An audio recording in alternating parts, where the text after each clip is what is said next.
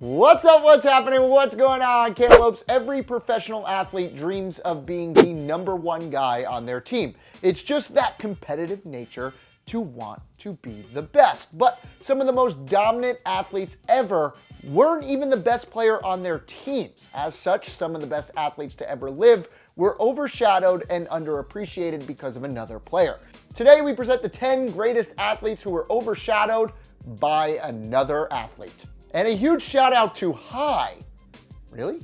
for suggesting this video. Number 10, Evgeni Malkin. The Pittsburgh Penguins and Sidney Crosby have won 3 Stanley Cups, and that doesn't happen without Evgeni Malkin. Malkin has been a top 10 NHL player since breaking into the league in 2006. It's just that the NHL's best player also happens to be on his team. The man has 2 scoring titles, a Hart Trophy, a league MVP, and was the Conn Smythe Trophy winner in 2009 as the playoffs MVP. With constant 30-goal and 70-point seasons, Malkin deserves a lot more love. Number 9, Marvin Harrison. Harrison is one of the most dynamic wide receivers in NFL history. He and Peyton Manning teamed up for 112 touchdowns, the most ever for a quarterback-receiver combo. But the problem is that Peyton earned virtually the entire spotlight while these two played together in Indy. Manning was lucky in having a world-class receiver who put up well over 1,000 yards and double-digit touchdowns every year. Manning knows he wouldn't be one of the NFL's greatest quarterbacks if it wasn't for Harrison. But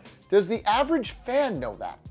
Tom Heinsohn. There was one time when Tom Heinsohn overshadowed Bill Russell. That would be when he took home the 1957 NBA Rookie of the Year award. Other than that, no. Heinsohn averaged 18.6 points per game in his career against Russell's 15.1, but the latter was also a defensive genius and rebounding champion. Russell also got love for having 11 rings to Heinsohn's 5. Russell also won 5 MVPs to Heinsohn's 0. No doubt Russell was the better player, but Heinsohn made Russell a legend and deserves more credit. Richard Dent. The '85 Bears defense is widely considered the greatest of all time. The leader of that defense was Mike Singletary. The other superstar was defensive end Richard Dent, who was totally overshadowed. Singletary won 2 Defensive Player of the Year awards and was named to 10 Pro Bowls. Dent was only named to 4, but he was the Super Bowl 20 MVP. James Worthy. Since Magic Johnson is a top 5 NBA player of all time, it was impossible for Worthy to make himself the face in LA. Worthy and Magic would guide the Lakers to championships in 1985, 87, and 88. Johnson took home the 85 Finals MVP while Worthy took it home in 88, but Magic also won 3 MVPs and was named to 12 All-Star games compared to Worthy's 7. But Magic only averaged 2 points more per game than Worthy.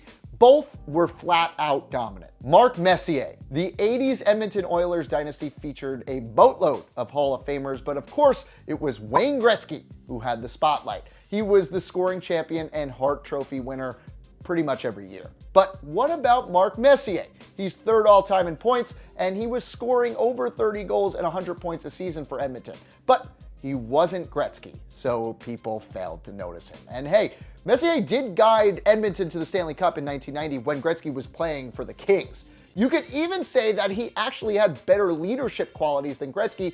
He just wasn't Wayne Gretzky. Number 4, Yogi Berra. Mickey Mantle joined the Yankees 5 years after Berra made his debut. It didn't really matter. Mantle quickly became the icon of the Yankees following Joe DiMaggio's retirement. Berra made a ridiculous 18 All-Star games, but Mantle made 20. Each won a trio of AL MVP awards. He hit 358 home runs. Mantle hit 536 home runs. Put in that with a home run battle with Roger Maris, and Yogi kind of gets overshadowed, and he's known more about his personality than his playing ability. Jack Lambert. The 70s Steelers dynasty that captured 4 Super Bowls came in large part to their iconic Steel Curtain defense. Thing is, Mean Joe Green was the best player on that defense. He was the engine of the Steel Curtain. Jack Lambert was a passenger. Each man won a pair of Defensive Player of the Year awards. Each won 4 Super Bowls as players. Green was a 10-time Pro Bowler. Lambert was a 9-time Pro Bowler. But maybe folks just like Mean Joe Green's name better. Number 2, Scottie Pippen. He's hands down one of the most all-around players in NBA history. Pippen was a 7-time All-Star, named to 8 all-defensive teams and 3 NBA first teams. So why is he overshadowed? It's a guy named Michael Jordan. Moving on. Number 1, Lou Gehrig. 6 World Series rings, 2 AL MVPs, 1934 Triple Crown, 340 career batting average, 493 home runs. The man is one of the greatest baseball players of all time. He would be the best player on almost every MLB team, but this is the Yankees we're talking about. And they had a guy named Babe Ruth, the Sultan of SWAT, the great Bambino. Nobody could overshine Babe Ruth in his prime, not even Lou Gehrig. What other great athlete was overshadowed by a great teammate? Join me in the comments below. If you like this video, hit the like button. If you're new to Total Pro Sports, hit the subscribe button. Until next time, I'm Mike Cantalupo. Thanks for watching.